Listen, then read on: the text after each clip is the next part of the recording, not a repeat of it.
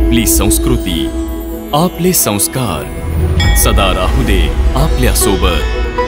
भारताच्या महान ग्रंथांचे आणि काव्यांचे संपूर्ण संकलन सबस्क्राइब करा तिलक।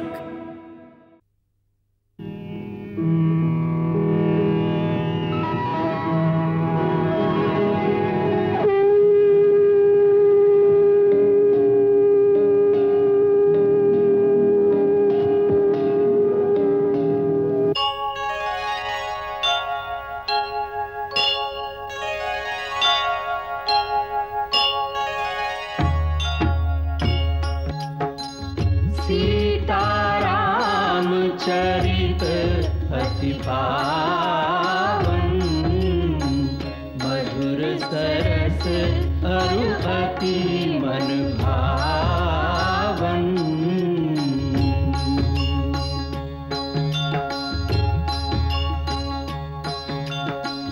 पुनि पुनि कितने हो सुने सुनाए, की प्यास बुझत न बुझाए।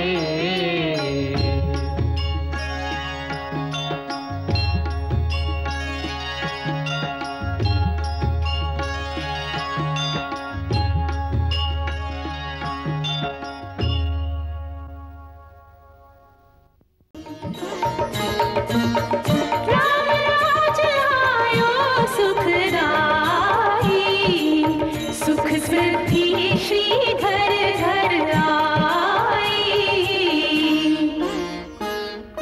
काल चक्र ने घटना करने ऐसा चक्र चलाया, राम सिया के जीवन में फिर घोर अंधेरा छाया।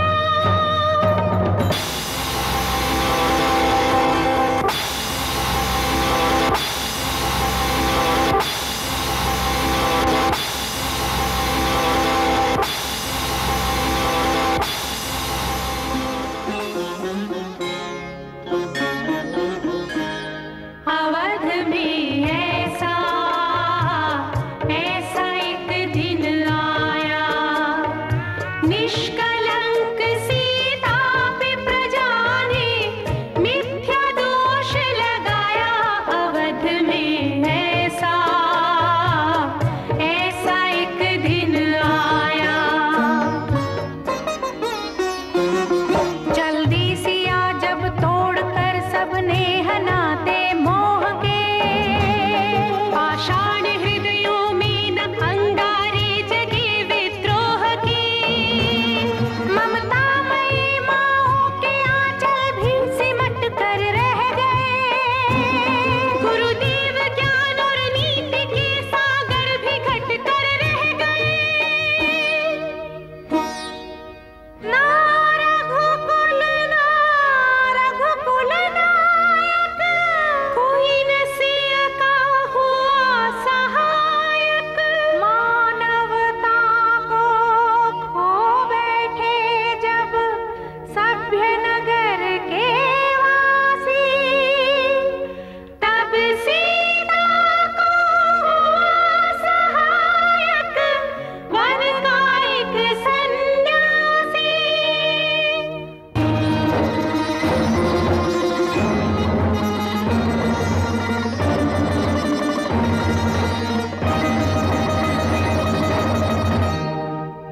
उन ऋषि परम उदार का वाल्मीकि शुभ नाम, सीता को आश्रय दिया, ले आए निज धाम। रघुकुल में कुलदीप जलाए, राम के दो सुत सियने जाए।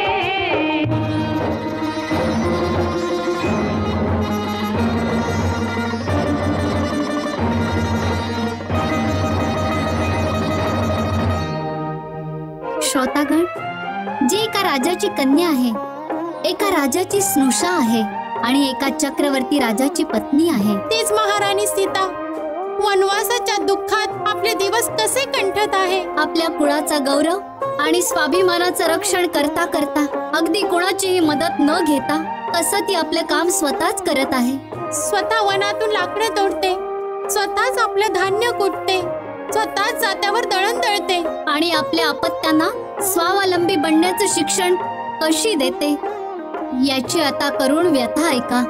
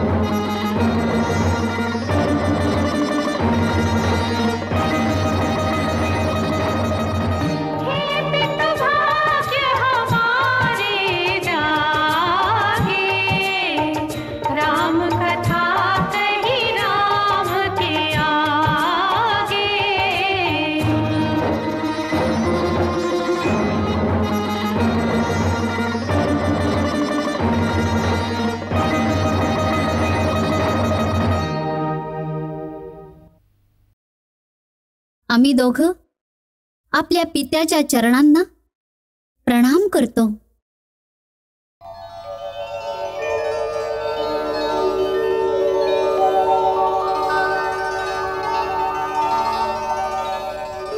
आणि त्या दिवशी जर आमच्याकडून काही अवज्ञा झाली असेल तर त्यासाठी आम्ही महाराजांची क्षमा मागतो.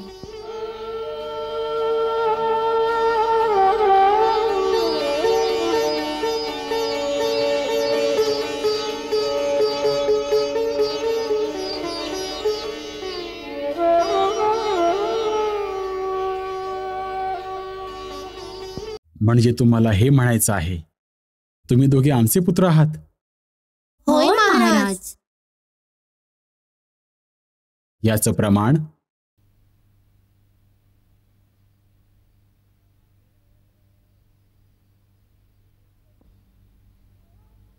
आम्ही दोघं आजपर्यंत कधीही खोटं बोललो नाही आणि असंही नाही की आमच्या गुरुदेवांनी लिहिलेलं खोटं असू शकत नाही. म्हणून आपल्याला ही गोष्ट मान्य केली पाहिजे की जी कथा आम्ही आपल्याला ऐकवली आहे ती सत्य आहे.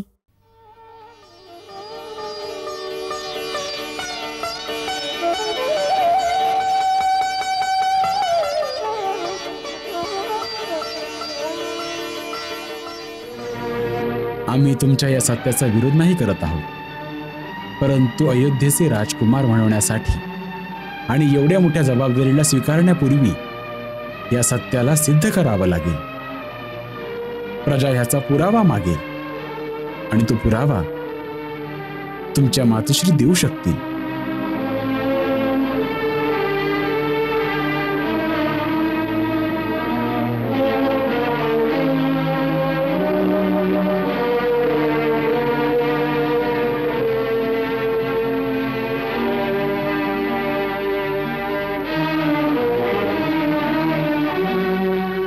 महाराज बरोबर बोलत आहेत. महाराणी सीतेने याचा पुरावा दिलाच पाहिजे.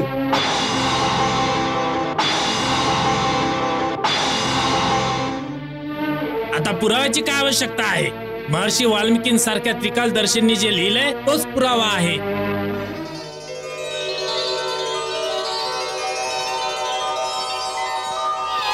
आता आपल्याला महाराणी सीतेला आदरपूर्वक परत आणून अयोध्येच्या राजसिंहासनावर पुन्हा प्रस्थापित केलं पाहिजे.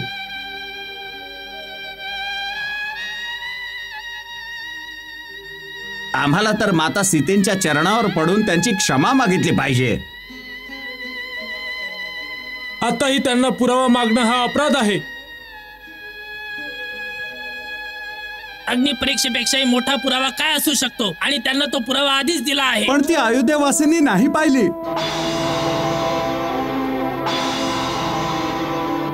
तेव्हा स्वतः येऊन सीतेने आपल्या शुद्धतेचा पुरावा दिलाच पाहिजे. एकदा जर प्रजेसमोर येऊन आपल्या तोंडाने सांगितलं तर मान्य करू. हा अन्याय आहे, हा अत्याचार आहे, हा धर्माचार आहे, हा धर्माचार आहे, हा धर्माचार आहे, हा धर्माचार आहे, हा धर्माचार आहे, हा धर्माचार आहे, हा अत्याचार आहे, हा धर्माचार आहे, हा धर्माचार आहे. त्याचा निर्णय कोण घेणार?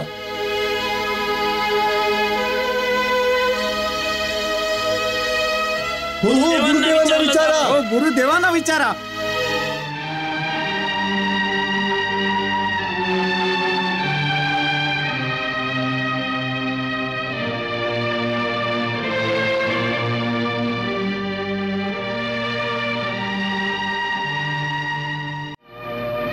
राजामध्येच ईश्वराचा अंश असतो, म्हणून राजा त्याचा निर्णय करेल.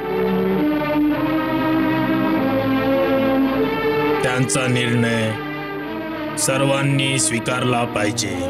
आम्हाला मान्य आहे, आम्हाला मान्य आहे, आम्हाला मान्य आहे, आम्हाला मान्य आहे, आम्हाला मान्य आहे, आम्हाला मान्य आहे.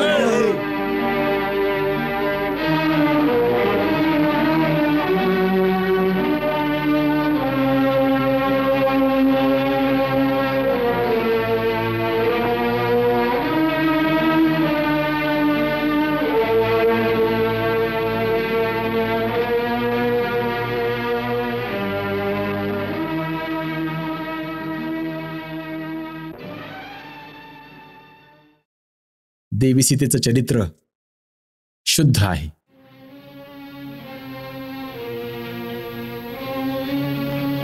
त्यांनी कुठल्याही प्रकारचं कुठलंही पाप केलं नाहीये.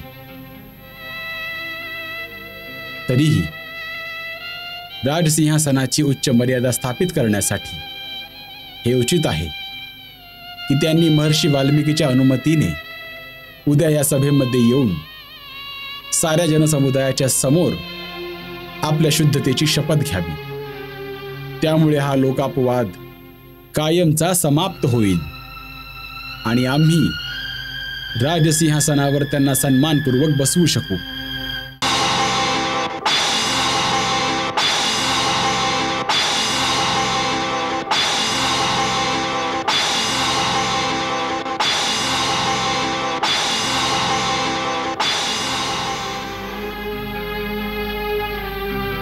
तुम्ही सर्व पूज्यपाद ऋषीगणांनी आपल्या शिष्यांसहित सभेत यावे.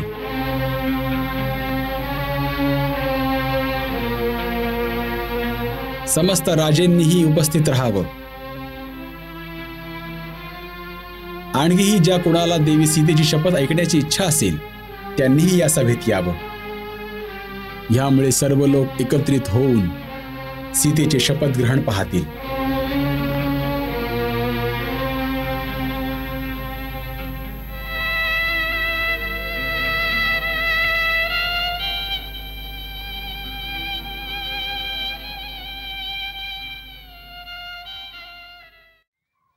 हा स्त्रीचा अपमान आहे, तिची विटंबना आहे. परंतु पतिव्रता स्त्री पतीच्या सुखासाठी सर्व काही सहन करते. म्हणून श्री रघुनाथजी जी आज्ञा देतील सीता तेच करेल. हा कुठला न्याय आहे रे? स्त्री असण्याची एवढी मोठी शिक्षा. माझ्या दृष्टीने तर प्रथम अग्निपरीक्षा देखील अनुचितच होती. जर तुमच्या मनातच विश्वास नसेल तर 1000 अग्निपरीक्षा, 1000 शब्दांचा देखील काहीच अर्थ नाही. आणि जर विश्वास आहे तर मग त्यांची काही आवश्यकताच नाही. तू किती कठोर आहेस रे. तुझी मुलं, तुझ्या काळजाचे तुकडे तुला समोर उभं राहून पिता म्हणून हाक मारत आहेत. आणि तू जाऊन त्यांना आपल्या हृदयाशी देखील नाही लावू शकलास. त्यांच्याकडे पुरावा मागू लागलास. तुला वाटलं नाही की त्यांना उचलून आपल्या मांडीवर बसवावं? वाटलं होतं. मग का गुपचूप सिंहासनावर बसून राहिलास? माझ्या पायांमध्ये राजधर्माच्या बेड्या आहेत आई. तू एका राजाचा नाईलाज तर समजून घे की मनात सीतेची पवित्रता आणि अनन्य प्रेमावर पूर्ण विश्वास असूनही मी तिच्याच प्रमाणे आयुष्यभर जमिनीवर झोपू शकतो. तिच्याच प्रमाणे संन्याशाचं जीवन जगू शकतो. परंतु प्रजेत एक सुद्धा अपवाद जोपर्यंत बाकी आहे तोपर्यंत तिचा हात धरून तिला राजसिंहासनावर नाही बसू शकत.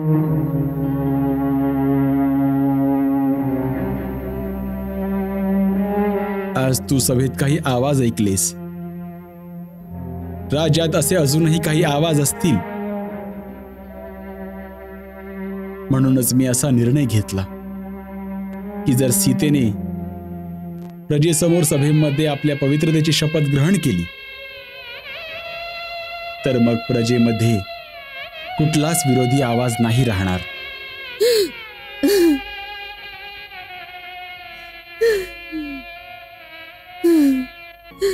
हे राजधर्म कोणी बनवले? का बनवले रे? का? मुली, प्रजेमध्ये एकही विरोधी आवाज राहू नये म्हणून जो महाराजांनी निर्णय घेतलाय तो योग्य आहे. तू त्यांची व्यवस्था पहा. ते मनाने तुला पवित्र समजतात, आत्म्याने सदैव तुझ्या सोबतच राहतात. तुझ्या वियोगात ते तुझ्यापेक्षा अधिक दुःखी असतात. परंतु राजा असल्या कारणाने त्यांना राजधर्म अशा प्रकारे चालवावा लागतो ज्यामुळे आदर्शाचे मापदंड स्थापित होतील. हीच वेळ आहे त्या अपकृतीला धुवून टाकण्याची. प्रजेत पश्चातापाची लहर वाढत आहे. अशा वेळी जर राम तुला शपथ घ्यायला सांगत असतील ज्यामुळे हा अपवाद पूर्णपणे नष्ट होईल, तुला रामाची मदत केली पाहिजे. ठीक आहे गुरुदेव, मी अवश्य त्यांना सहाय्यता करेन. मी तेच करेन ज्यामुळे हे गैरसमज कायमचे नष्ट होतील. तुम्ही निश्चिंत राहा. उद्यानंतर हा गैरसमज अजिबात शिल्लक नसेल, कधीच नसेल.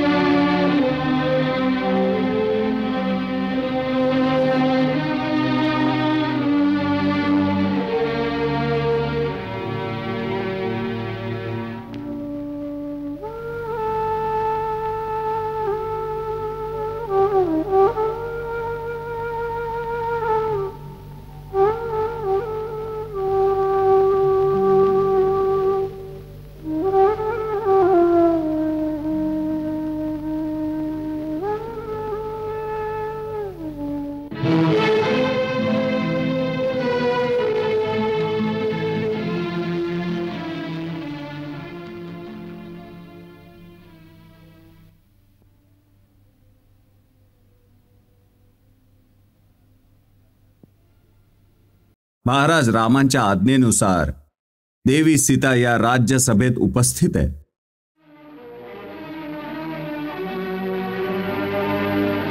आता आपण हिला आज्ञा द्या की ती तिच्या पवित्रतेची शपथ घेईल.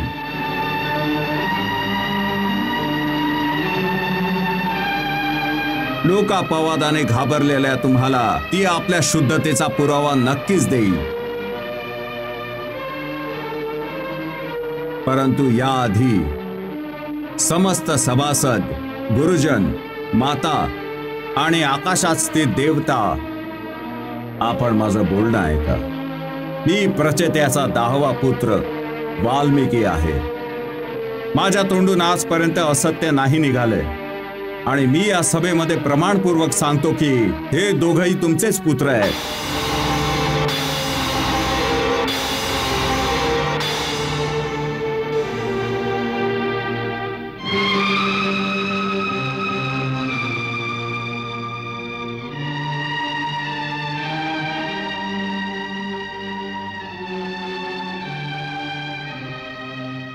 मी कित्येक हजार वर्ष मोठी तपस्या केली आहे.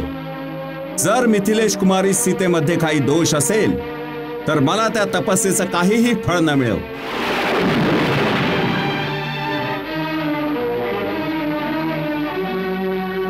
मी मन, वाणी आणि क्रियेद्वारे काहीही पाप केलेलं नाहीये.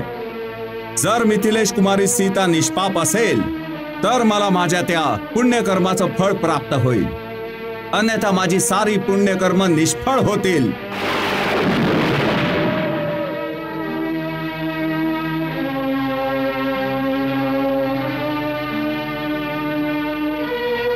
रघुनंदन, मला हे माहित आहे की आपल्याला सीता आपल्या प्राणांहून प्रिय आहे आणि आपण हे देखील जाणता की सीता सर्वदा शुद्ध आहे आणि आपण लोकापवादाने कलुषित चित्त होऊन आपण तिचा त्याग केलाय.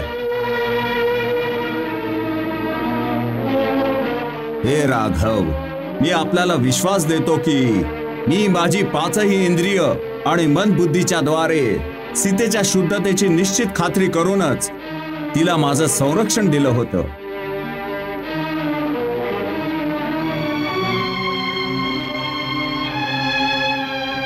महाराज, मी दिव्यदृष्टीने हे जाणलं होतं की सीतेचे भाव आणि विचार पवित्र आहेत, म्हणूनच तिने माझ्या आश्रमात प्रवेश मिळवला.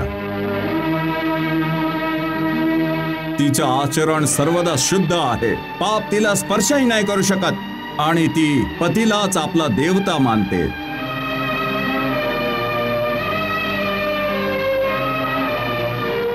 जर आपल्याला माझ्या बोलण्यावर विश्वास नाही असेल तर तिला पूर्ण आदरासहित ग्रहण करावं आणि तिला राजसिंहासनावर स्थान द्यावं.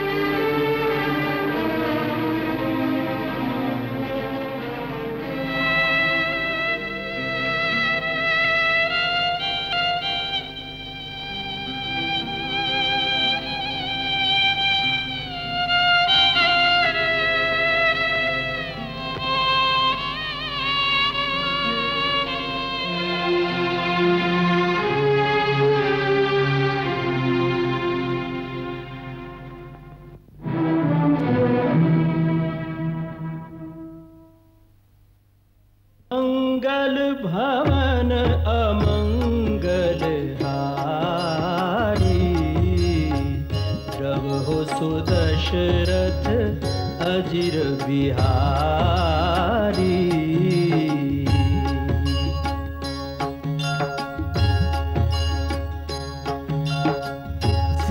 सीताराम चरित अति पावन, मधुर सरस अरु अति मन भावन.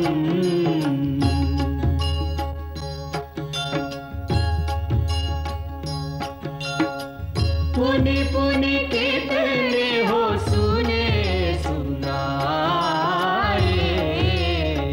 किया की प्यास बुझत न बुझाए.